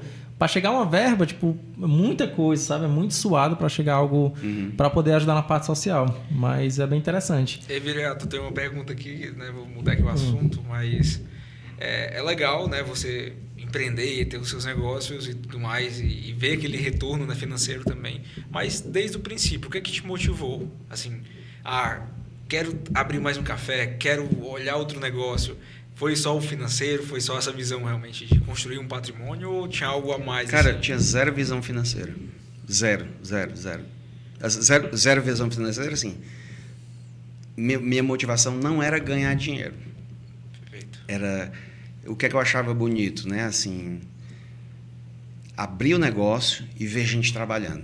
E como eu era cozinheiro, eu era o chefe da cozinha dos negócios. Então eu via, por exemplo, eu pegava... Não tinha escola de gastronomia, então eu pegava, assim, tipo, o cara que tinha sido servente pedreiro numa reforma que eu fiz. Eu olhava assim, esse cara, eu gosto desse cara. Esse cara não arrasta os pés. Esse cara é bom para trabalhar na cozinha. Aí eu pegava, colocava na cozinha e ensinava ele a ser padeiro. Entendeu? Então, nessa vibe aí, cara, eu formei muita gente. Muita gente. Muita gente. E eu gostava disso, né? De ver... Cara, hoje eu tenho um funcionário que eu acho que tem mais patrimônio que eu, sabia? Assim, eu tenho um menino lá que ele não é mais meu funcionário, mas eu peguei ele numa obra, ele só sabia fazer uma coisa, fechar as tomadas. Ele não sabia mexer na tomada. Na fiação, ele ficava só na parte fácil, assim, e tal. Aí eu fui conversar com ele, o que é que tu tá fazendo aqui? Porque o bicho era lourinho, branquinho, assim. Eu disse, tu não tá ornando aqui na obra, não. Né? Tu não tem condição de tomar esse sol na cabeça aqui, né? O que tu tá fazendo aqui? Aí ele disse, não, cara, eu engravidei minha namorada e eu tô aqui fugindo do meu sogro. Do meu sogro, né? Uhum. Aí eu disse, mas qual é o problema? Ele disse, não tenho emprego, sou menor de idade. E nessa época não tinha muito esse problema. Agora você não pode empregar um menor de idade, o que é um erro, né? Assim, enfim. Se a pessoa quer trabalhar, né? Cara, se o cara tem mais de 16, você assina a carteira dele, coloca ele como um aprendiz, sei lá, tinha que ter uma facilidade, né? Mas enfim, peguei ele, tinha acho que 16, 17 na época, Felipe, o nome dele. E eu disse, cara, tu vai ser padeiro e confeiteiro. Cara, ele se tornou um padeiro e confeiteiro exímio. Esse menino saiu, aí ele chegava, eu que pagava o salário também. Toda vida que eu ia pagar o salário, ele dizia assim, senhor Rodrigo, pode me emprestar R$200? Aí eu emprestava, não cobrava juros, emprestava, batia depois e tal. Sim. Depois eu perguntei, cara, o que é que tu faz com esse dinheiro? Não, eu tô construindo umas casinhas. Cara, esse menino tem um monte de kitnet, cara. Caramba. Ou seja, ele tá aposentado, não precisa mais trabalhar. E eu acho que ele é 10 anos mais jovem, 15 anos mais novo que eu. E que bom que ele encontrou uma pessoa que... Entendeu? Que massa essa transformação, né? Que você gerou, né? E aí, assim, ele nem é mais padeiro, hoje ele é administrador de um condomínio. Mas tem lá um monte de kitnet, entendeu? Isso é bom. E é bom encontrar uma pessoa que consiga... Por isso que eu falo, né? Que às vezes o que muda a nossa trajetória é justamente, às vezes, as conexões que a gente faz. Então eu gostava de ver o negócio crescendo e, obviamente, cara, quando você monta um negócio, você quer ver ele grande, né? Então eu queria ver muitas unidades. Eu tinha aquele sonho também, assim. Eu quero ver muitas unidades. Eu quero Alícia's Buffet no país todo. Eu quero Café Viriato no país todo. A gente até tinha um projeto do Café Viriato abrir em São Paulo. Mas aí veio a pandemia, veio outras coisas. E aí, cara, também é um desafio grande, né? São Paulo é caro, aluguel caro. E aí a gente começou a... Hoje em dia eu não tenho mais tanta audácia como eu tinha antes em negócios que imobilizam a capital. Entendeu? Eu tenho audácia com negócios que não imobilizam a capital. Sim. Porque dinheiro é um recurso escasso. Verdade. Então, se montar um restaurante que custa 3 milhões de reais, 4 milhões de reais, não tem payback. Dificilmente você vai ter um restaurante que tem payback com 4 milhões de reais. Entendeu? Legal. E a questão até da cafeteria, Eu percebo até que comentou aí que a tua área lá de marketing e tudo mais, esse foco voltado realmente para algo mais, que eu percebo que lá é mais requintado, né? Mais diferenciado. Eu também sempre teve isso na cabeça de fazer algo diferente? A gente gosta, né? Assim, principalmente que o negócio seja diferente, né? Tu perguntou antes aí, assim, por que o Aloysius Buffet, né? O café deu uma abertura de mercado, essa coisa da qualidade. Sim. Como eu estudei fora do país, e o Brasil, cara, o Brasil só aprendeu gastronomia recentemente. Porque quando não tinha rede social, quando não tinha informação, cearense só conhecia coentro e cebolinha. Coentro e cebolinha, bom de dois. Cara, você ia no supermercado, coentro e cebolinha. Então, esse monte de vegetal que você come hoje, mandioquinha, sei lá, um monte de coisa. Isso não existia, não. Hoje em dia, tipo, lemon pepper. Lemon pepper, não sei o quê. Tem chimichurri, trufa, né? Você vai no mercadinho aqui, esse que tem muita variedade aqui, tem fava de baunilha, trufa, pá. Cara, isso aí não tinha, não. Então, quando... E você já tinha visto essa realidade lá? Eu... Caramba, realmente. Tava em Paris e Nova York, a França, né? é o país da gastronomia, né? Sim, né? E assim, quando eu fui para Paris, apesar de que eu trabalhava para pagar um pouco lá o estudo, mas eu tinha grana, né? Então, assim, eu aproveitava também, assim, né? Um aniversário meu lá, eu fui pro Café de Lapé, sentei lá e disse, meu irmão, qual é o vinho aqui? Eu só cobri os vinhos que era tipo de 5 mil euros para cima, né? Para não ter nem perigo do cara errar, né? Eu disse aqui, daqui para baixo, meu irmão, eu mereço, entendeu? Legal. E eu saí de lá embriagado. Meu aniversário estava sozinho, né? Era meu aniversário. Comi, bebi, assim, tudo que tem que ser. Mas, claro, eu não faço isso. Sim. Eu fiz isso, foi a única vez. Assim. Acho que é para contar a história o resto da vida, né? Todo chique lá, né? Mas aí eu vivi essas experiências que não eram comuns para cearenses. E aí o que acontece? Todo verbete, vocabulário que eu fui aprendendo lá, por exemplo, a palavra catering, que é serviço transportado de alimentação. Aqui não se falava isso. Aqui era serviço buffet móvel. Então as pessoas falavam assim, né? E aí eu comecei a usar todo o linguajar correto. Catering. Pequenas porções assim, as pessoas chamavam aqui de canapé, mas o nome certo é amuse-bouche, né? Que é porção de boca em francês. Então eu fui implantando tudo isso no buffet. Né? No nome é amuse-bouche, serviço volante de entradinhas. Cara, isso não tinha esse buffet nenhum aqui. Entendeu? Legal. E, obviamente, assim, quem escutar aqui vai dizer assim, o cara tá se gabando, que ele fez. Não, cara, eu sei que foi o que fiz. Né? Legal. Então, e aí depois a gente implantou muita coisa que não tinha aqui. E quando foi que tu pediu pra, tipo, sair lá da exoneração de ser professor do UFC e tal? Como é que chegou essa decisão? Tipo assim, não, a partir de agora eu quero só me dedicar a tal coisa. Cara, o Brasil... Porque eu vi que tu gostava, né? De lecionar, assim. Gostava. Gosto. Eu gosto de lecionar. Sim. Né? Teve duas coisas, cara, assim, vou ser meio polêmico aqui. Depois que entrou o regime de cotas nas universidades públicas, tem uma coisa boa, que é a democratização da educação, né? A possibilidade das pessoas entrarem. Do acesso, sim. Mas parte dessas pessoas estão entrando numa mentalidade de se eu entrei aqui fácil, eu quero sair fácil. E se eu entrei fácil, eu quero que as pessoas me levem para outro lugar. Então, o aluno que eu lecionava antes, que era o cara que se esforçava, fazia os trabalhos e tal, não é mais o mesmo de agora. Pelo menos os que eu lecionei, tá? Não estou sendo generalista. Sim. E coisas que antes eram inaceitáveis do ponto de vista da educação, por exemplo, você errou uma frase em português, tá errado. Tá errado, você não pode fazer isso. Hoje, cara, se você dá uma nota baixa no aluno só porque ele não sabe escrever, tá errado. Ele vai lá e leva lá no coordenador e o coordenador sobe a nota dele. Eu fui ficando com raiva. Outra coisa, assim, o desrespeito com o professor. Entendeu? Então eu chegava lá, aluno dormindo, atendendo celular. Isso eu fui me enervando, tipo assim, essa falta de respeito e tal. Eu sempre respeitei meus professores, né? Sim. Se você não gosta do professor, tudo bem, cara. Você tem que gostar do professor, não. Tô nem aí se os alunos gostavam de mim. Mas eu dava resultado. E aí a coisa piorou um pouco quando veio essa coisa de direita e esquerda, Bolsonaro, né? E aí isso ficou lá muito latente. Essa polarização. Essa pública, polarização. Né? Aparentemente, eu pareço uma pessoa de direita, né? E pareço um bolsonarista. Apesar de não ser, né? Eu nem... Nenhum. Não, cara, eu me informo de política, mas eu não me envolvo com política. Não, mas é porque hoje em dia também o pessoal vai muito assim, se você reclamar algo da esquerda, você é direita, né? É muito radical, né? Cara, eu não abro mais nem a boca. Sim. Nada. Tanto que assim, eu tô falando aqui, mas pra gente ser claro, né? Sim. Mas aí chegou um momento que ficou difícil a minha permanência lá. Por essa questão dessa polarização. Eu não concordava com muita coisa. Sim. E quando eu não concordo com uma coisa que, assim, eu que não concordo, então tá na minha hora de sair. Trazer de novo a responsabilidade para você. As pessoas lá não gostam daquilo, do jeito que tá? Quem é que não gosta? Eu. Se sou eu que não gosto, quem tem que sair? Eu. Você. Então eu saí. É isso mesmo. Agora, não foi uma decisão fácil, né? Porque, queira ou não queira, é um concurso público. De certa forma, uma Qual segurança. foi o ano que saiu? Eu saí em recente, 2020. Né? 2020, né? 21 agora. Recente, No meio da né? pandemia, a gente ainda estava dando aula remota, né? Outra coisa, assim, também, assim, eu estava com burnout, né?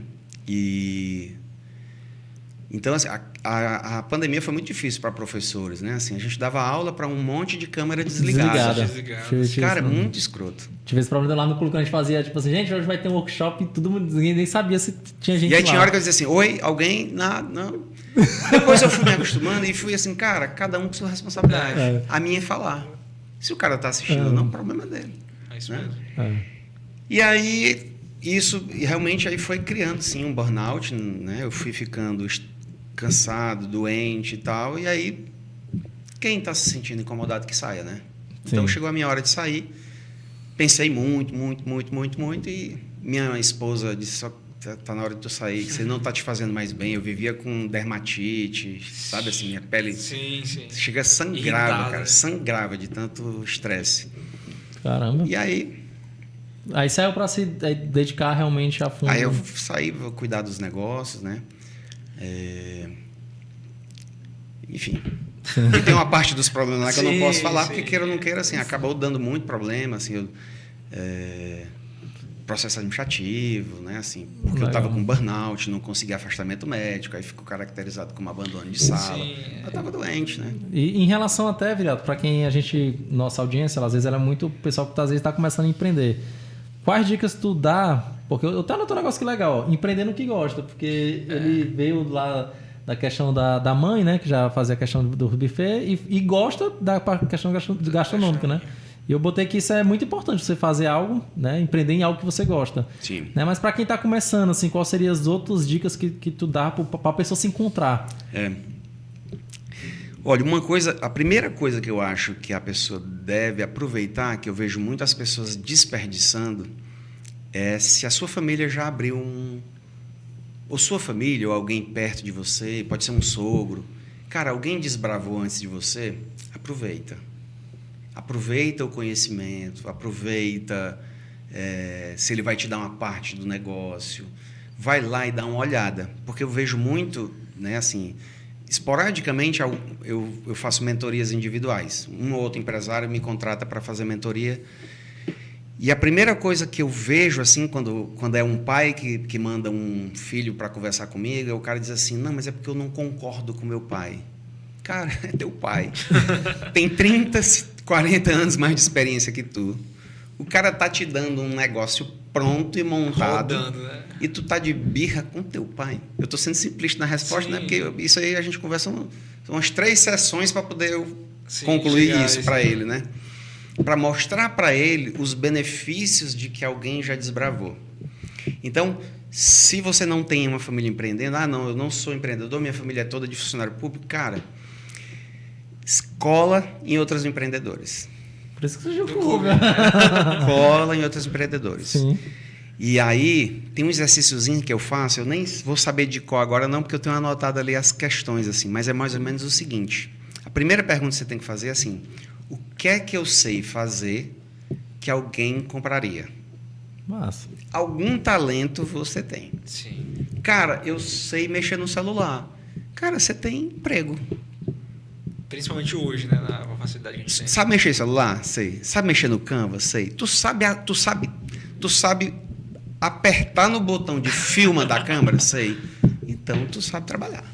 Então, o que é que você tem que alguém compraria? Pronto. Aí você vai lá, pega uma folha e... Cara, eu sei filmar, eu sei digitar, eu sei falar. Cara, eu sou um palhaço no bom sentido, né? Assim, eu sei me relacionar com as pessoas assim, ferrenhamente. Tá. Ou então, cara, eu só sei uma coisa, eu só sei ler a Bíblia. Ah, tu só sabe ler a Bíblia? Então tu anota aqui, cara. Eu só sei ler a Bíblia. Porque se tu só sabe ler a Bíblia, tu conhece a Bíblia. E se tu conhece a Bíblia, alguém precisa da tua ajuda. Com certeza. Porque a Bíblia é o manual do homem, né? Então, cara, faz um curso de coach, faz alguma coisa, vai ajudar as pessoas. Vai ser pastor. Então, assim, faz uma lista das competências que você tem. Pronto, fez a lista, agora você vai para a segunda lista. Quem quer contratar o meu serviço? Segunda lista. Pronto, o negócio está montado. Verdade. Dali para frente, faz um cursinho no Sebrae, faz uma coisa, vê como é que monta, estrutura o negócio. No YouTube mesmo, não falta gente. Procura outra pessoa que já está no ramo e chega lá e diz, cara, eu sou videomaker. Ah, mas não sou não, Rodrigo, eu só estou dizendo que sou. Cara, vem, mete as caras, abre o YouTube. Mas isso é legal o que o Viriato comentou, porque na época que eu estava pensando em abrir o clube, que não era o nome clube na época, mas era criar uma comunidade como uma mastermind, né? E eu lembro que eu disse assim, vou começar. Aí eu disse assim, eu não vou colocar na faculdade, porque eu entendia que lá na administração, querendo ou não, eles formavam ótimos gestores, mas não bons empreendedores, né? Eu disse, não, acho que se eu botar aqui na faculdade não vai dar muita gente. Eu vou para onde? Eu lembrei do Sebrae. Eu disse, não, vou botar no Sebrae, porque eu sei que lá o pessoal procura o Sebrae para empreender. Então, a primeira ideia que eu lancei foi lá. Eu disse, não, vou me inscrever aqui no próximo curso que for ter. Eu olhei lá, ixi, vai ter esse curso. Eu me inscrevi, paguei, fui lá e lancei a ideia no curso, para justamente validar. Tipo assim, galera, o que vocês acham de a gente criar uma comunidade aqui para a gente poder trocar ideias, para a gente poder evoluir juntos, para a gente poder crescer e tal. E começou daí. Eu nunca tive um clube como você tem, mas, por exemplo, até 2019, né, antes até a pandemia, eu fazia almoços empresariais, né? Então, normalmente nos meus restaurantes, que é mais fácil, claro, né? Vamos voltar a fazer. Cara, eu abria lá, eu tinha uma menina que trabalhava comigo, a Luciana, e ela sabia fazer as landing pages. Aí, abria ali o Hotmart, ela fazia as landing pages para mim, barato. Sim. Cada almoço empresarial, tipo R$150. Era o almoço empresarial com uma aula. Eu dava uma aula, legal. Almoço empresarial. Gerar valor, né? Cara, eu vendia 50 almoços para o meu negócio, eu colocava ali R$2.000 no bolso e vendia alguma coisa para eles. Sim. E eles gostavam, porque assim, o que é que eu fazia? No preenchimento do almoço, era obrigatório o campo, o nome da empresa e o Instagram. Então, quando chegava, era sempre na sexta-feira, na hora do almoço. Na quinta-feira à noite, eu saía olhando o Instagram de todos os inscritos, um por um. Caramba. Então, eu entendia o negócio do cara. Às vezes nem precisava entender. O cara era dono do restaurante, o outro era dono do... Tem um Aurélio, que é um amigo meu da faculdade, ele tem uma loja de aço. Então, eu sabia quem era quem, mais ou menos, e todos os negócios. A aula era baseada nos negócios das pessoas. Aí fazia muito mais sentido para quem estava lá. E aí eu ficava com a listinha do meu lado, que obviamente eu não decorava o nome de todo mundo, e aí eu conectava, por exemplo, Marcelo Melo, representante de cadeiras. Cara, tu tem um restaurante, ó, o Marcelo Melo aqui, ó, representante de cadeira. E eu tentava contextualizar a aula para o cara que vende cadeira, que é representante de cadeira. Isso é top. E como é que eu conectava o mesmo assunto com o cara do restaurante e com o cara que vende aço e com a outra... E aí chegava lá, cara... Chegava assim, umas profissões assim, nada a ver, e eu tinha que... Legal. Né? Eu lembro que tinha uma lá que era estomaterapeuta, eu acho. Acho que é esse nome. Que é especialista em tratar feridas. De vez em quando aparecia essa profissão, né? São enfermeiros, esse pessoal, né? Enfermagem trata esse tipo de problema, né? Aí aparecia um estomaterapeuta. Eu disse, puta merda, como é que eu vou tratar na aula? Estomaterapia, né? Eu acho, né? Desculpa se eu estiver falando a palavra errada. Mas eu dava um jeito, cara. Conectava. Então, virava também conexão. Com certeza. Porque um ou outro negócio saía, uma troca de telefone. Ainda tá tendo esse almoço? Se não tiver, a gente vai voltar a fazer. Tá não, cara. Não, volta a fazer. Tá não. Era em qual? Era no... Eu fazia lá na forneria, no segundo andar. Porque lá cabe até 90 pessoas. Eu fui lá lá conhecer, que eu...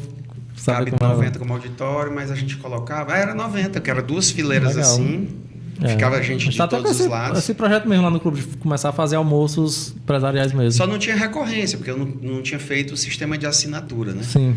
Mas legal. Eu fazia. Legal. Fazia o tempo inteiro. E, tipo, na tua visão, até que a gente já está encaminhando aqui meio pro final, o que você almeja ainda em negócio, né? Eu vi que falou de hortelaria, mas, tipo assim, você pessoal, o que você está focando atualmente, assim, no que você quer fazer expandir? Como negócio? Como negócio.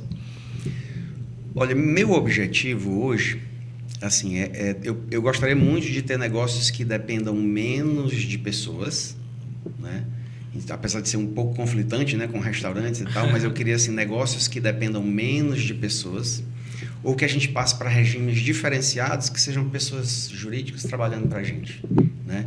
Então, assim, meu modelo de negócio agora é o escalável. Escalável, sim. Escalável. Sim. Né? Menos custo, mas... Menos custo, escalável. Escalável, sim. Quando você trabalha num negócio que depende muito de pessoas, é muito difícil escalar. É escalonável, na verdade. Escalonável, né? Sim. Mas aí eu tenho que casar com os interesses dos meus sócios, né? Assim, tem que ver se meu sócio aqui, que é sócio do restaurante, que é meu irmão, porque é muito difícil. A parte mais difícil da sociedade é isso, né? Assim, às vezes a gente chama uma consultoria para fazer nosso planejamento estratégico, né? Estou falando a gente, empresários Sim. como um todo.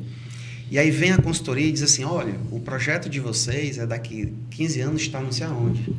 E eu sempre que a gente tinha isso aí, eu dizia, não, peraí. A pergunta está errada. O que é que eu, Rodrigo, quero estar fazendo daqui 10 anos? Não é onde a empresa vai estar, não. É onde eu quero estar. Porque a empresa é um papel.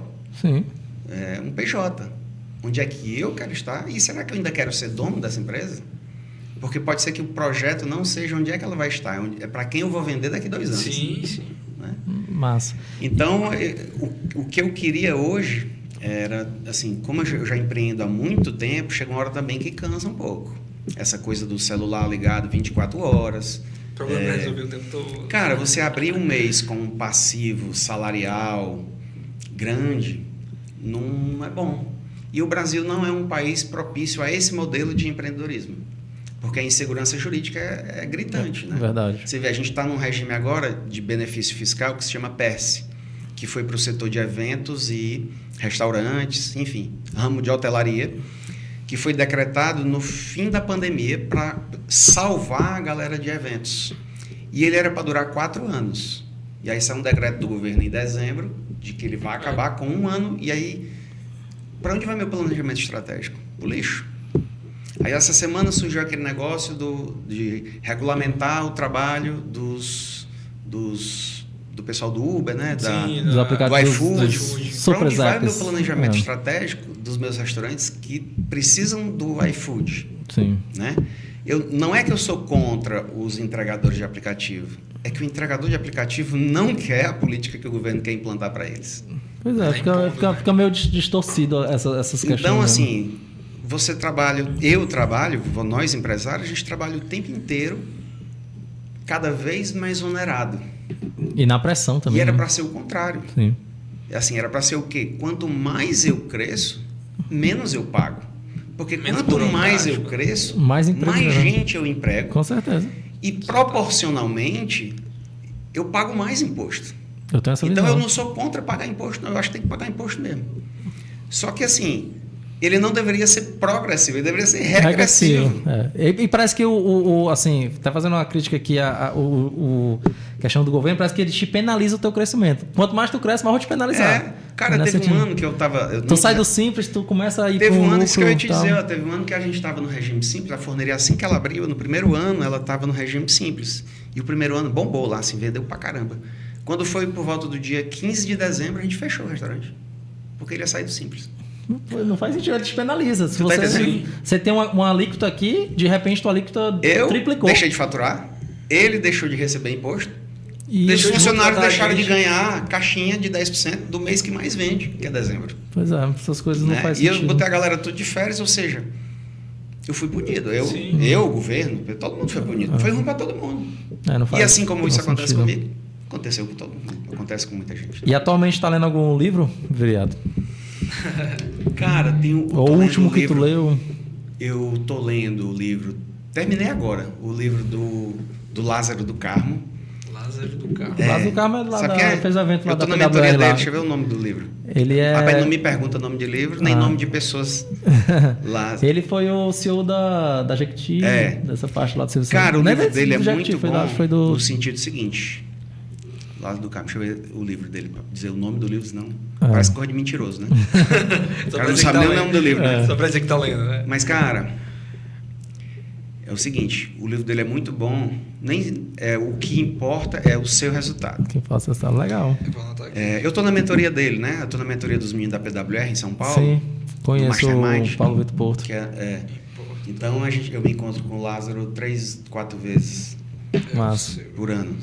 Massa. E o livro dele fala o seguinte, cara, é o básico bem feito. A mensagem do livro dele, quando você termina de ler todo, é o básico bem feito. Ele fala, isso aí. Ele conta vários cases dele como gestor e ninguém quer fazer o básico bem feito. Massa. Legal. A gente sempre deixa no final algo para sorteio, né? Pode ser um livro daí do... mas tem que ver aqui. Tem que ver com o convidado. A gente deixa para o convidado entregar algo para nossa audiência.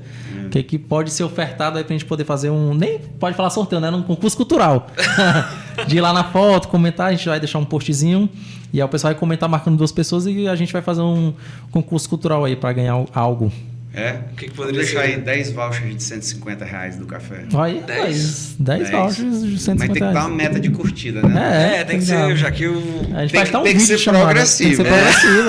Tem que premiar, depois vocês dizem 20 curtidas tanto, 30 curtidas tanto, 50 curtidas, a gente chega até no limite de 10 vouchers de 150, manda entregar para vocês depois. E eu acho que a gente pode voltar a fazer esses almoços, encontro, eu achei muito massa. Lá eu conheci o espaço lá da forneria. Muito top. Mas só para deixar claro que as regras vão estar na thumbzinha que a gente vai postar no nosso Instagram. Verdade. E arrasta para cima. E eu queria, que tu virasse para essa câmera aqui e deixasse uma mensagem lá para nossa comunidade do clube, que o Clubecast é um podcast oficial do clube. Queria deixar uma mensagem final aí pro pessoal que está empreendendo. Cara, assim, já que vocês perguntaram do livro, né? O último livro que eu li foi esse do Lázaro, né? Terminei agora essa semana. E o penúltimo foi Hábitos Atômicos, né? Então, eu acho assim, por coincidência também ter sido os 2 últimos, eu acho que assim, o básico bem feito com frequência. O básico bem feito com frequência. Né? E não espere resultado rápido, cara. Tem que ter tranquilidade, tempo, como é que chama? Mastermind. Você vê, o investimento que eu faço no Mastermind do Lázaro, que é dos meninos da PWR, é caro pra caramba. Sim. A imersão, para participar das imersões, caro pra caramba. Mas por quê? Porque às vezes o negócio com quem eu quero fazer tá ali. Ou aquele negócio que futuramente eu quero fazer, a pessoa também tá ali. Ou você nem vê a possibilidade depois que você se conecta, né? Quando você paga o Mastermind, quando eu paguei o Mastermind, eu fiquei, quando chegou os boletos, né? Meu Deus, o que eu fiz que comprei esse negócio aí? Mas no primeiro encontro eu disse, cara, isso aqui foi bom. Porque ali eu já conheci, uns 30 empresários que podem me fornecer alguma coisa, né? Massa. Mas é isso aí. Faz o básico bem feito, com frequência, com paciência e bem conectado, né? Inclusive... Não precisa de dinheiro não para empreender. Verdade. Eu também quando comecei o clube, foi só uma ideia e um sonho ali para começar. Nenhum negócio novo meu, eu coloquei nenhum centavo. Pois é, mas também e foi... esses 3 hotéis que eu vou comprar, eu não vou botar nenhum centavo. Massa. Por quê? É o tema do nosso papo, né? Conexão. Verdade. Eu acho que eu comento lá, conexões realmente mudam vidas. Sabe aquele exercício que a gente fez das competências? Alguém quer comprar a tua competência. Sim. Verdade. Só que você tem que vender. Verdade. Vamos lá. Pois, pessoal, é isso, galera. Escutamos aqui a história do Viriato, né? Já deixa aqui deixa aqui já para a gente conversar outras vezes. Eu acho que a gente tem muito para agregar. Aí a gente vai ter 10 vouchers aí de 150. Inclusive para conhecer a cafeteria, né? Sou suspeito a falar que eu gosto demais de lá. Sempre, quando marco algum cafezinho, sempre é por lá, né? Então, acho muito bacana. Queria agradecer, Viriato, a tua participação mais uma vez. Dizer que tua história é realmente muito boa. Impacta muita gente. Valeu. E para quem quiser te seguir, deixa aí o teu Instagram. É @Rodrigo Viriato. Se quiser falar comigo alguma coisa lá, é só mandar um direct. Sou eu que respondo. Sou eu, né? Nem é um bot, nem é a agência. Sou eu. Legal. @Rodrigo Viriato. Ailton Vasconcelos, _ da minha agência, seja _ a mais. Massa. E o meu, pessoal, acessa, claro, né? O @clubempreendedorismo. Vai lá, né? Acompanha nossos conteúdos e tudo mais. E o meu é @FBrunoSantos. Também sempre procuro deixar alguma dica de negócio e tudo mais. E é isso aí. A gente quer realmente impactar o Brasil. Quer realmente levar essa mensagem de empreendedorismo, impactar cada vez mais gente. E deixo aqui um abraço para vocês aí que sempre acompanham a gente. Curta o vídeo e se inscreva. E acaba aí quase esquecendo de dar o presente pro Viriato aqui, ó. Opa. O presente nosso aqui do E Clubecast. a gente termina aqui com o presente. Com o presente aqui pro... Deixa só ele abrir. Opa. Valeu. Tem um cafezinho que não é do Viriato, mas... Nada, mas café sempre bem-vindo. Dá pra misturar. Pessoal, até a próxima. Valeu. Muito obrigado pela audiência e tamo junto. Simbora.